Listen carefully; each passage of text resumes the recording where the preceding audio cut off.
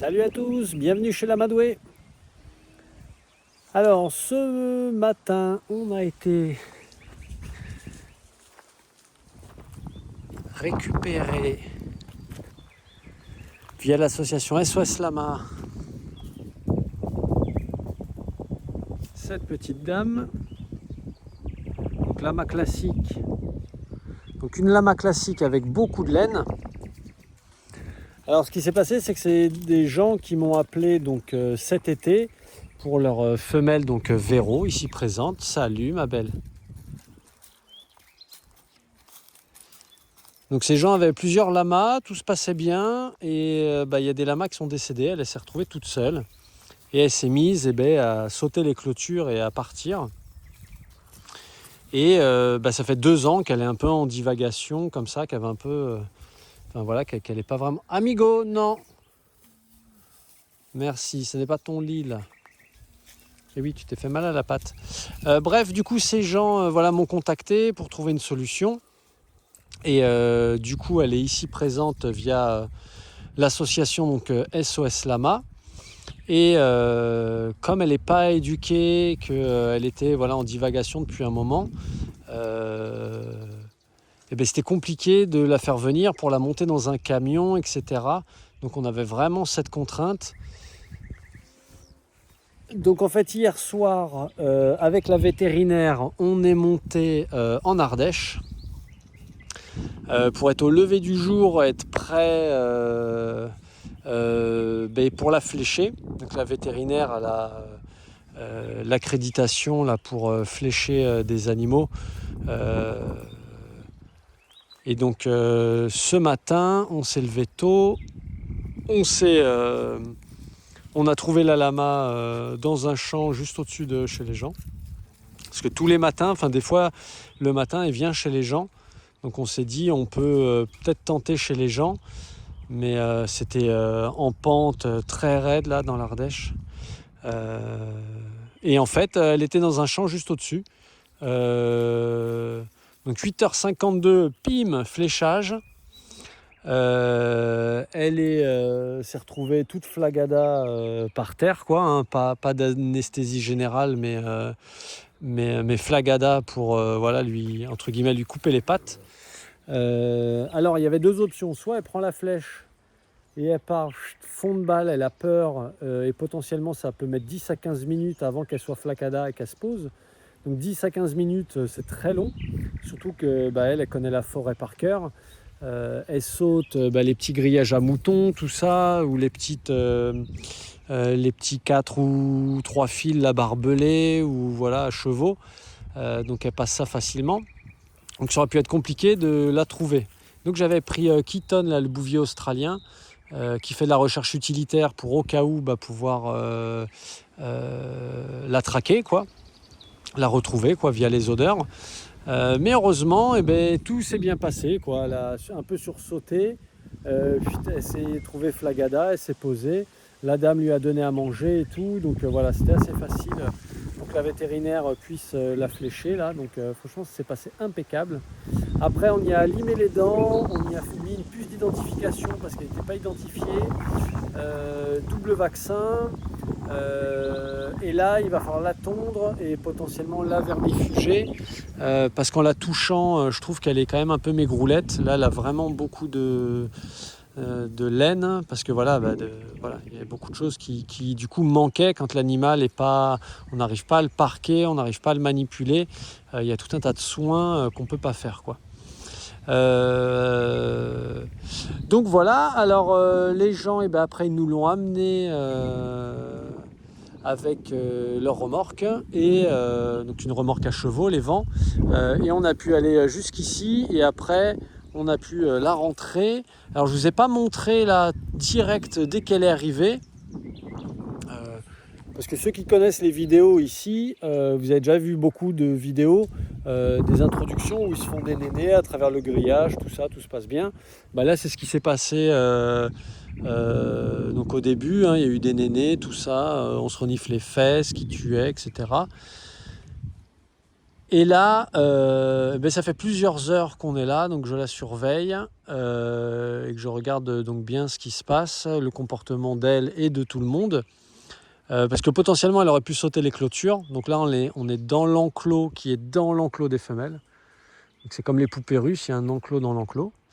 Et donc hier, j'ai passé une partie de la journée à essayer de rehausser là, avec des fils blancs, des fils à foin, les clôtures au maximum parce que voilà, c'est toujours difficile d'évaluer un animal qu'on n'a pas vu, de voir si ça va le faire, si il saute vraiment les clôtures. Enfin voilà, c'est compliqué. Donc j'essaie de mettre tout, et depuis toute la mission qu'on a fait avec les vétérinaires et SOS Lama, de mettre toutes les chances de notre côté pour que ça puisse bien fonctionner.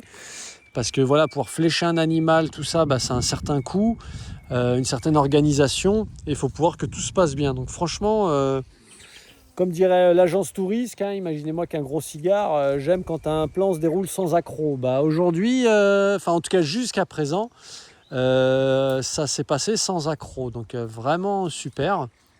Là, on peut voir qu'elle est détendue, qu'elle mange à côté de Pépina. Alors au tout début, Pépina l'a beaucoup accueillie, comme elle avait fait un peu avec Hope. Et après, c'était un peu dégage de là. Donc là, pareil, il y a eu 2-3 crachats, surtout avec elle, pas trop avec les autres. Mais c'est normal. Hein. Et donc voilà, je voulais faire une vidéo, pas tout de suite, mais un peu plus tard pour qu'on puisse bien voir comment elle est. Et franchement, elle n'est pas farouche avec l'humain en fait. Bon, ça normal, les gens, ils avaient même fait une vidéo où elle rentrait chez eux à un moment donné, donc c'est qu'elle n'était pas farouche, mais en même temps pas éduquée. Donc après, c'est difficile aussi quand pour les propriétaires, on manque d'informations, de formation, qu'on a du mal à lire le comportement de l'animal ou qu'on n'a pas forcément les bons gestes ou les bonnes infrastructures, et de pouvoir manipuler des lamas et d'être en confiance et tout. Donc voilà, c'est aussi pour ça que je voulais faire la vidéo là, une fois vraiment arrivé, pour qu'on puisse bien voir comment ça se passe. Et là, l'enclos donc est pas très grand, hein, c'est normal. Comme ça, ils sont tous ensemble. Comme ça fait une double clôture potentiellement à sauter. Et moi, potentiellement, je peux intervenir. Mais depuis tout à l'heure, son comportement était très calme, très tranquille.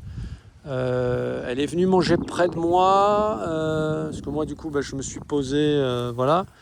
J'ai pas mangé ce midi là, dès qu'on est arrivé, les gens sont arrivés peu de temps après. Et donc heureusement là toute la zone était prête, il y avait déjà du foin, il y avait déjà de l'eau, il y a plusieurs bacs de foin, il y a plusieurs bacs d'eau à différents endroits. Comme ça vraiment chacun est libre de faire ce qu'il veut quand il veut. Ça, c'est aussi important quand on intègre un animal. Et quand on part intégrer un animal comme ça, on part en sauvetage, tu sais quand la journée elle commence, tu sais pas quand elle termine, quoi. Parce que là, ça s'est vraiment bien passé, mais ça aurait pu être beaucoup plus délicat que ça, quoi. Donc voilà, j'avais vraiment tout préparé pour que quand les gens arrivent, moi je puisse déjà faire venir les femelles, donc avec des bacs de grains. Hein. Hop. Comme ça tout le monde mange, tout le monde est content, tout le monde déjà arrive ici. Et après de faire venir la nouvelle. Et que moi je puisse rester là, surveiller. Et que tout se passe bien, quoi. Donc elle avait les dents très longues, on lui a limé les dents, pas besoin de faire les ongles longs, mais elle va avoir besoin d'une bonne tonte et potentiellement d'un petit vermifuge, quoi. Pour remettre tout à plat. Donc voilà, elle a regardé par moments par les clôtures, parce que là-bas on voit les mâles, donc elle a vu des mâles passer. 2-3 fois les femelles sont posées, elle s'est pas encore posée. Mais certaines après ont bougé et naturellement elle a un peu suivi le troupeau, parce que donc ça fait 2 ans qu'elle est sans congénère, mais on voit qu'elle a les codes sociaux, quoi, qu'elle a vécu avec d'autres loulous avant, donc ça c'est cool, parce que quand aussi on intègre un animal, potentiellement on peut avoir un animal qui des fois manque de codes ou a vraiment une grosse énergie, et là je vois que voilà, elle est quand même... Là, on voit assez réactive avant d'autres. Là, il n'y a personne qui bronche. Donc je pense qu'elle était très très sur le qui-vive. C'est peut-être pour ça aussi qu'elle est mince. Peut-être qu'elle n'a pas de verre, mais que voilà, le fait quand ces animaux ils sont seuls, ils sont en hyper vigilance, seuls ou juste à 2, 3. L'idéal c'est à partir de 4. Il y a déjà un vrai instinct de troupeau qui se met en place. Enfin un vrai schéma de troupeau, c'est-à-dire les animaux qui regardent dans des directions différentes, qui ne sont jamais tous pointés au même endroit, pour être toujours avoir une vision nette à 360 degrés. Voilà, il y en a qui dorment pendant que d'autres font leur tour de garde. Donc ça permet aux animaux de bien se reposer, d'être moins en hypervigilance, quoi. Donc c'est peut-être pour ça aussi qu'elle est un peu maigroulette. Là vraiment on n'a pas l'air parce qu'elle est tondue, mais je vous ferai sûrement un avant-après de la tonte. Mais voilà, je suis assez confiant pour ce soir parce que voilà, dernier élément critique aussi quand on intègre un animal, c'est qu'il y a plusieurs jours un peu délicats et notamment les premières heures et la première tombée de la nuit, quoi. Des fois ces animaux quand ils vont vouloir déjà on les change d'environnement, donc les lamas ils ont besoin d'un troupeau et d'un territoire. C'est voilà, 2 grands besoins à part boire, manger, etc. Donc là, elle réintègre un troupeau, ça c'est cool, mais elle a quitté son territoire. Donc ça c'est moins cool pour elle. Et donc voilà, ce soir, quand ils vont se poser, je serai là pour jeter un coup d'œil et voir qu'il n'y ait pas de stress au moment de se coucher.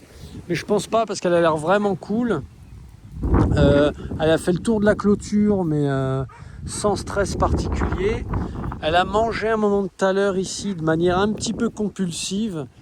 Je ne sais pas comment dire, à piocher dans le foin avec plus d'énergie que les autres lamas.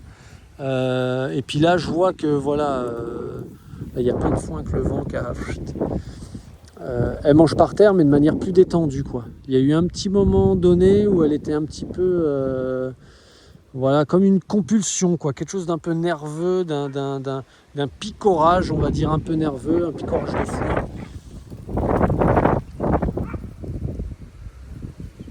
Donc voilà, tout le monde s'est bien senti, les fesses, il y a eu quelques nénés, avec Pépina, il y a eu quelques crachats, mais là on voit qu'elles sont pas loin et ça se tolère. Voilà, franchement, il y a zéro stress. Ah, voilà, elle la regarde, ok. T'es là. Ok, ça roule, je remange. Elle, du coup, elle fait pareil. Le mimétisme, c'est très important. Mais comme elles sont crachées dessus, là, il y a eu plus un moment de jaugement. Genre, ah ouais, t'es là, ok, moi aussi, je suis là. Bon, on mange, ça roule. Et là... Ah voilà, Pépina, elle regarde. Elle n'a pas levé la tête pour dire attention, je vais cracher, t'es trop... Ah, un petit peu léger. Et elle, on a vu, voilà, comme là, elle décale sa tête pour dire ok, j'ai compris, crache pas. Mais en même temps, je reste positionné, quoi. Je suis là, j'ai le droit d'être là, quoi. Et si tu insistes, peut-être on va en découdre. Donc au départ, à base de crachat, mais voilà un peu le comportement qui aurait pu se passer. Donc là, voilà, c'est très cordial. Franchement, elle est plutôt douce. Enfin, c'est l'impression que j'ai, mais que franchement, je pense que cette nuit, ça devrait rouler. Je veux pas, avec les animaux, enfin avec le vivant, c'est difficile de présupposer que ça va bien se passer ou pas bien se passer. Même si tu as 20 ans d'expérience, je pense qu'il faut rester humble. Et chaque individu est unique, chaque moment présent est unique. Donc voilà, autant ce soir, à la tombée de la nuit, il peut y avoir du stress. Mais là, elle a l'air bien dans le troupeau, elle a l'air voilà, à peine plus alerte que les autres. Mais ça devrait pareil se détendre, se distiller au fur et à mesure des semaines, ça, où elle va s'accaparer le territoire, c'est-à-dire bien le connaître, connaître les habitudes, les bruits d'ici, ce genre de choses, et puis se détendre aussi via la sécurité du groupe, quoi. Donc voilà, ça a été pas mal pas de stress, pas juste ça, mais d'organisation, de de pouvoir parler avec les gens, de mettre les gens en lien avec SOS Lama, que tout ça se mette en place. Donc c'est à la fois, comme souvent, hein, de la confiance, du bien-être pour les animaux. C'est pas rien de confier un loulou à des gens qu'on connaît pas, pour lui trouver une vie meilleure. Donc c'est cool, on va tout faire pour que elle soit bien ici. Et je vous donne des nouvelles bientôt en vidéo, donc de Véro, la nouvelle arrivée, quoi. Lama classique. Pas de laine sur le front, pas de laine dans les oreilles. Là, bon, elle a quand même pas de laine sur les pattes. Ouais, là, il n'y a pas de laine sur les pattes. Elle a quand même beaucoup de longueur parce qu'il y a plusieurs années de laine. Mais si je m'approche un peu, on voit facilement son ventre. Voilà, elle va bouger, je suis un peu près. On voit quand même assez facilement son ventre, ses cuisses. Alors, oui, tu veux me regarder quand même, hein. Voilà, là on voit bien ses cuisses, son arrière-train, tout ça, son ventre par en dessous. Donc c'est vraiment le type classique, tout ce qu'il y a de plus classique, quoi, un beau marron guanaco. Et voilà, donc c'est la deuxième classique ici. Donc Véro, 8 ans il me semble. Donc voilà, on peut souhaiter bienvenue à Véro dans la famille. L'amadoué. Pareil, le chien, ça a roulé, elle a rien dit. Ah voilà, super, on va finir là-dessus. Ah mince, Pépina, elle est venue l'embêter. Mais elle allait se poser, elle allait se frotter certainement. Et Pépina l'a stoppé, elle a levé la tête, Pépina n'a rien dit. Ah, elle s'en va, ok. Donc quand elle est arrivée, elle a uriné, mais elle n'a pas encore vraiment déféqué. Donc elle a marqué le territoire. Est-ce qu'elle va nous faire ce petit plaisir? Parce que si c'est le cas, je récupère direct du crottin pour faire une analyse coprologique, pour savoir si justement elle a des vers et potentiellement lui donner si besoin un vermifuge, quoi. Alors on pourrait le faire de manière systémique, là, hein, comme ça fait au moins 2 ans qu'elle n'en a pas eu, qu'elle vit dans un milieu potentiellement propice, propice, parce qu'elle était donc à 1000 mètres d'altitude en Ariège, donc un milieu plutôt humide et frais, enfin plus qu'ici en tout cas, et avec du coup pas mal de brebis, etc., de chevreuils, dans le coin, donc possiblement parasité. Donc on pourrait lui mettre un vermifuge de manière systématique, là, genre ouais, t'arrives, bam, vermifuge, mais on ne saurait pas quoi vermifuger. Ce qui est important, si on peut, c'est de connaître le type de ver et la quantité pour savoir s'il y a besoin de vermifuger ou pas, et avec quelle molécule adaptée à ce type de ver, quoi. Bon, voilà pour le petit topo. Je vous fais des gros bisous. Je vous dis à très bientôt. Oui, toi aussi. Je vous dis à très bientôt pour d'autres vidéos et des nouvelles de Véro en rime en haut. Allez, ciao, ciao.